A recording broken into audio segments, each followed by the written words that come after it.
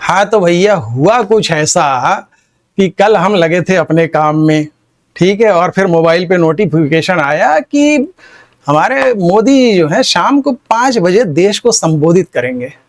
हमने ये मैसेज देखा और हमारा तो दिल धक करके रह गया, क्योंकि यादें गई नहीं है 2016 की। ऐसे ही वो टीवी पर आए थे और वो भी रात को कुछ 8:30 8:30 बजे आए थे और बोले कि भाइयों और बहनों, मेरे मित्रों, रात को 12 बजे से 500 और 1000 के नोट लीगल टेंडर नहीं रहेंगे। तो ये जो मोदी जी अचानक देश को संबोधित करने का विचार मन में ले आते हैं ना, इससे डर बहुत लगता है। अगर आप भूले ना हो तो 2020 में क्या हुआ था, वो फिर आए थे टीवी पे, थाली बजवाई थी, दिए जलवाए थे और फिर लॉकडाउन लग गया था। रुको जरा, सबर करो। और अभी रिसेंटली आए थे मई महीने में, पाकिस्तान के साथ युद्ध हो गया, है ना। तो और मोदी जी जो है डिसेप्शन के खेल में बहुत तेज है। बोले थे पाकिस्तान, बोले 8 तारीख को इमरजेंसी ड्रिल होगी और 7 तारीख को पाकिस्तान पे हमला हो गया। तो बहुत बहुत बहुत सोचने और विचारने की जरूरत है भैया। अब हुआ यूं कि हम तो डर गए कि बताओ अब क्या होगा। 2016 में कितनी लंबी लंबी लाइनें लगी थी एटीएम के बाहर। याद है आपको, हमारे महान जो टीवी चैनल्स हैं इन्होंने दिखाया था कि लोग धूप में खड़े हैं।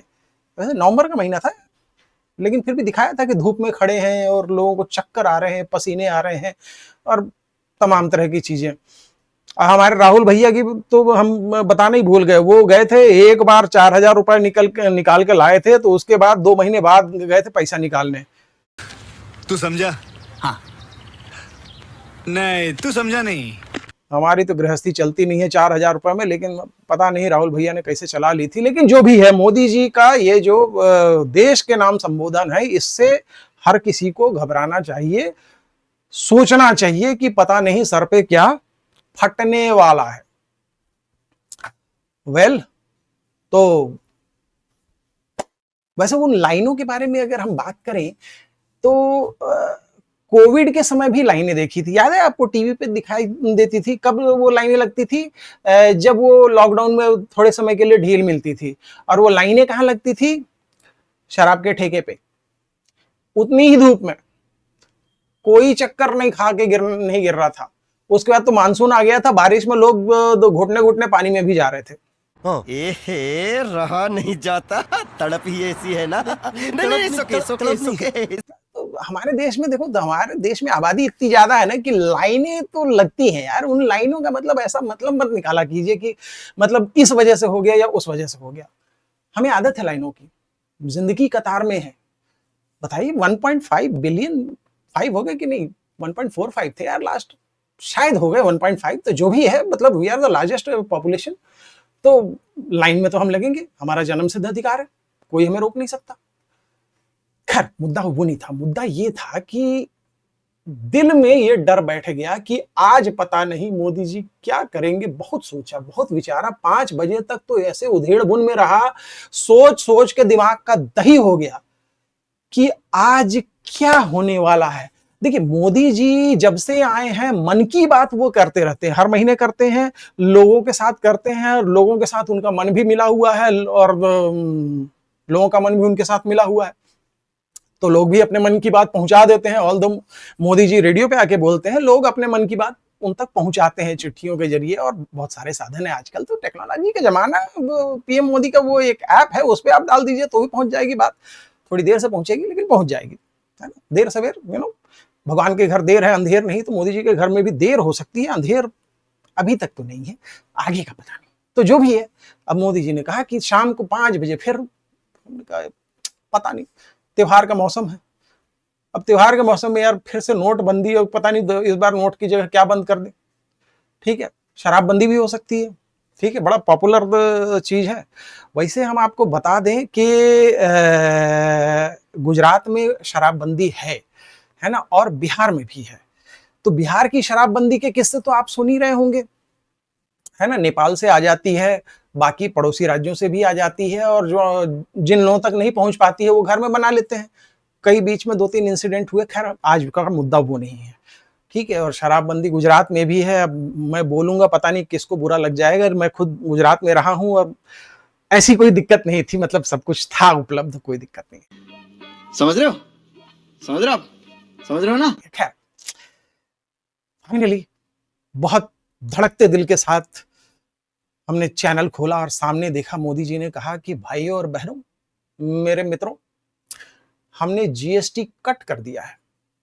मैं कहा यार आज मोदी जी बड़े जॉली मूड में हैं जी, ये तो कुछ अच्छा अच्छा बोलते हुए से लग रहा है, मतलब कुछ और काटने का नहीं, इस बार तो जीएसटी ही काटा है। यानी कि और कुछ काटते तो हमें तकलीफ होती, लेकिन जीएसटी को काटा है, इससे आम जनता को तकलीफ बिल्कुल नहीं है भाई साहब, है ना। 12% जिस पे जीएसटी लगता था वो 5% हो गया, जिस पे 28% लगता था वो 18% हो गया। तो बहुत सारी चीजें अक्रॉस द बोर्ड सस्ती हो गई हैं। तो वैसे ये डिटेल तो न्यूज में आ गया था, तो फिर हम थोड़े सोच में पड़ गए कि यार देश के प्रधानमंत्री मतलब ये बताने के लिए, जो कि ऑलरेडी 15-20 दिन पहले अनाउंस हो चुका है कि जीएसटी कट होने जा रहा है, आज से सिर्फ इम्प्लीमेंटेशन है, मतलब कल आए थे वो, आज से इम्प्लीमेंटेशन है। तो हमने सोचा यार इसके लिए प्रधानमंत्री जी मतलब अलग से स्पेशल बताने आए, ये क्या चक्कर है।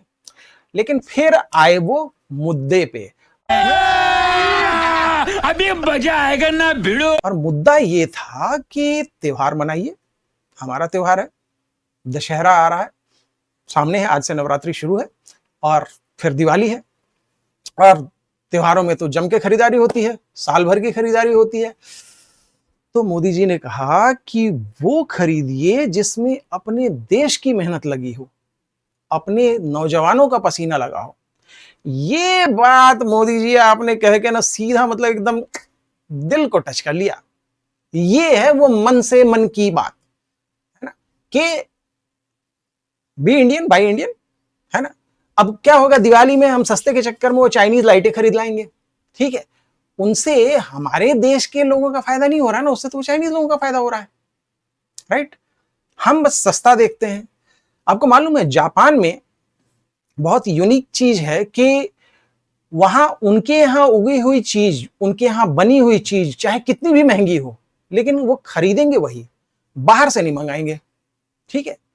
तो अपने देश की इकोनॉमी को अगर बढ़ाना है तो हमें भी कहीं ना कहीं वो सस्ते का लालच छोड़ना पड़ेगा, क्योंकि चाइनीज तो सस्ते में बना के बेच रहे हैं, ठीक है, वो तो सीधा डंप करने को तैयार हैं, और उसके बाद हम उन अपने पैसे से उसको खरीदते हैं और उसी पैसे से वो हमारे बॉर्डर पे बम भी फोड़ते हैं, हमारे ही सैनिकों को मारते हैं। यानी कि ये हम अपने ही सैनिकों का गला कटवाने के लिए पैसे दे रहे हैं। तो अब मोदी जी ये बात सीधा सीधा नहीं कह सकते ना भाई, प्रधानमंत्री हैं, उनको तो मतलब लपेट के बोलना है। तो लपेट के उन्होंने बोला कि भाई वो चीज खरीदिए जो भारत में बनी है ना। अभी आज से नवरात्रि शुरू हुए हैं, बाजार में जाके वो चाइनीज पीओपी की बनी हुई दुर्गा जी की मूर्ति मत ले आइएगा। चाइनीज ने तो हद कर दी है, ये साले खुद तो नास्तिक हैं और हमारे वो देवी देवता बना बना के हमें बेच रहे हैं, और हम लोग बड़े शौक से जाके खरीद लाते हैं क्योंकि सस्ता है। वो सस्ता नहीं, महंगा पड़ता है हर हाल में, इवन एनवायरनमेंट के लिए भी महंगा है। तो वो ना खरीदिए, मिट्टी की मूर्तियां खरीदिए और अपने देश की बनी हुई चीजें खरीदिए। तो ये बात मोदी जी, हमें आपकी बात तो जम गई। हमारे बहुत सारे भाई लोगों को जमी नहीं, कोई बोल तो रहा था न्यूज पे कि ये तो यार क्रेडिट लेने आ गए। हाँ, ममता दीदी ने कहा कि क्रेडिट लेने आ गए, आप क्यों क्रेडिट ले रहे हो, 20% तो हमें घाटा हो रहा है, हमारा सजेशन था जीएसटी कट करना।